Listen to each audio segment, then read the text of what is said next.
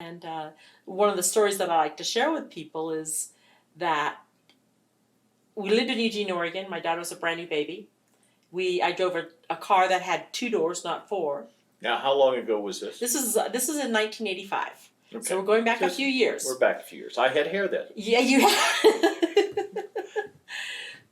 I've always had hair. Anyway, but the story I like to share with people is really, babies ride in the back seat of the car facing backwards. And so the trials and tribulations of a new mom having to physically open up the door, push the seat forward, climb in the back seat, get the baby out, get my daughter Meredith out of the car, and then climb back out of the car. SUVs didn't exist They did then. not exist then, no. And station wagons, people just didn't do station wagons. And I always tell them I have a need for speed, and this car had a big engine, and so I was really okay with the car. I was okay with the car, but it the story I like that I opened with was it was pouring down rain, as it does so often in Eugene, Oregon, and we'd just come home, and I got out of the car, and in the very middle of your garage door is like a handle with a keyhole in it, and you had to physically go up. I didn't have a garage door opener. I physically go up, turn the key, put the key in, turn it, and then lift this garage door it was a two-car garage. Lift it up in this pour down rain, and then walk back to my car, dripping wet, climb in and pull the car in the garage. And it quickly, because I like to think I'm a fast thinker, I quickly realized I needed 2 things. Number one, I desperately needed a garage door opener because this was not happening, right? And then the second thing that I felt I really needed was a 4-door car, so that the ease of getting my daughter in and out, because, with a brand new baby, I've got a lot of years of helping her in and out of that car. But I was a stay-at-home mom at the time.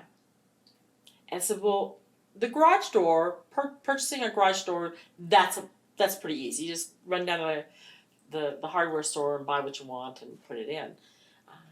And it was fabulous to have that garage door. Getting a new car when you're a stay-at-home mom is not as easy to do. And it certainly wasn't easy in 1985 because we didn't have auto brokers. We didn't have the internet. So when you wanted to physically go out and find a car, you had to physically go out and find a car. And look at every dealership. Every dealership, because they didn't have multiple dealerships like they do now. And deal with all those different sales teams. Get an idea of the car you want and the price you're willing to pay. And once I figured out 2 or 3 cars that I wanted and figured out base prices for the cars and what it was going to cost me a month, I had to figure out how I was going to get that money to buy that car.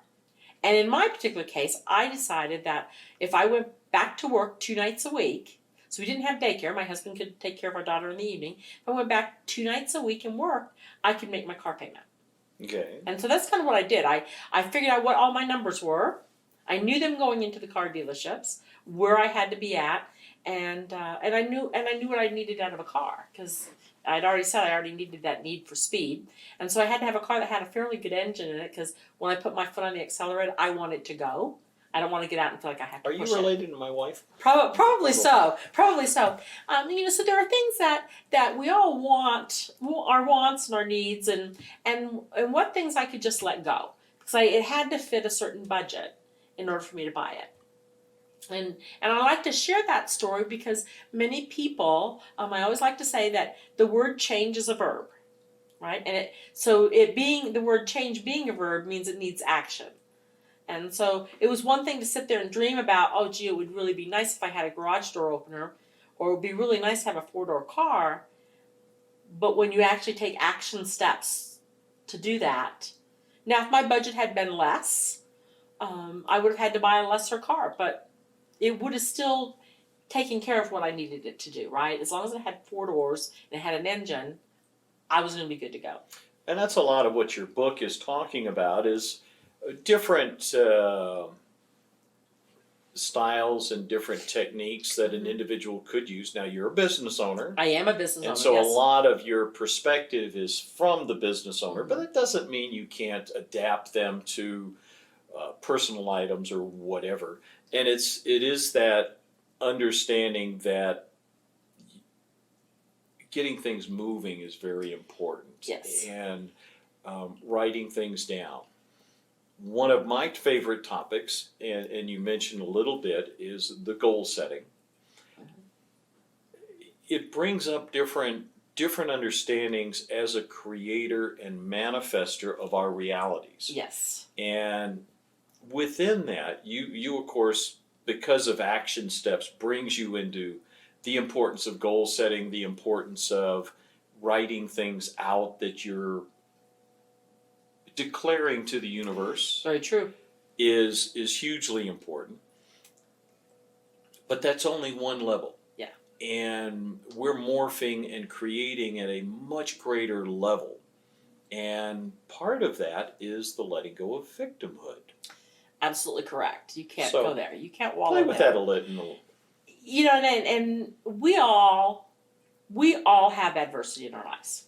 Every single day when we wake up, we choose to get up. We always used to say getting up on the wrong side of the bed or the right side of the bed, right? I choose to always get up on the right side of the bed. I have expectations of what my day is going to look like, and sometimes it can fall short. My husband, a lot of people don't know, he's a severe asthmatic. He's been on life support 3 times, and I can tell you probably on one hand the number of people at the time he was on life support that knew he was on life support. And it's not because I didn't want people to say prayers for him and to bring light to help with healing and all that. It's because I didn't want people to take me to a different level than where I had put myself at. And yes, he was in the hospital, and yes, he was very, very ill, but it couldn't slow me down on the positive stuff that I was trying to feed myself during the day. I never once thought he was going to die, although I know many people, had I let them in on it, would have said that, or I would have picked up on that from them. Not everybody can handle that level of stress. But I think it's what's helped me throughout my entire life, in that never really believing the worst case is going to happen. Sometimes it does. We have that concept of what you focus on expands. Yeah. And Yes. It's one of the easiest phrases to think about.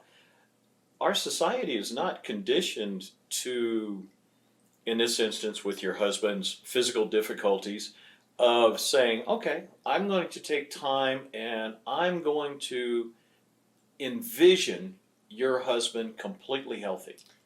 Our society is not conditioned to do that. It's, I'm going to feel better about myself by saying, oh, I'm so sorry, dear. Yeah. And where's that vibration? Takes you right down the It is not. rabbit hole. You poor dear. Yeah. All of that is victimhood, instead of seeing your husband as the creator being that he is. Yes. The divine creator being. Yep.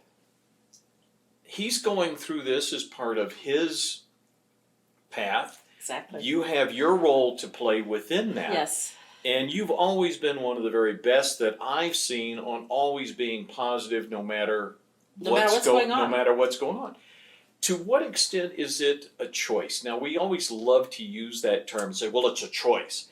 You're human. You're going to get... I think a lot of it is God-given, for lack of a better word. And the way I was raised, I was not raised where a lot of negative energy would come from. My mom or dad were never negative people. They were always positive people. My husband, if you met him on the street, you would not know that he had the issues with illness that he has, because he's always so positive and uplifting. I mean, people say that, well, what do you mean he's in the hospital? Well, I just saw him yesterday and he looked fine. I thought, that's the face that he puts out there, because that's just how we roll, right? But I think that always hoping and planning for the best, and staying in the belief that the universe is going to deliver exactly what we ask for. So be careful what you ask for and how you ask for it. And so when my husband is ill, I always ask the universe, please make the outcome be good. This is just a little blip on the screen of going through life. Life is never like this, right? Life is always climbing mountains, going in valleys. And sometimes you're up, sometimes you're down. It just depends on where you're at energetically, and I try to always be. I like the view from the top of the mountain.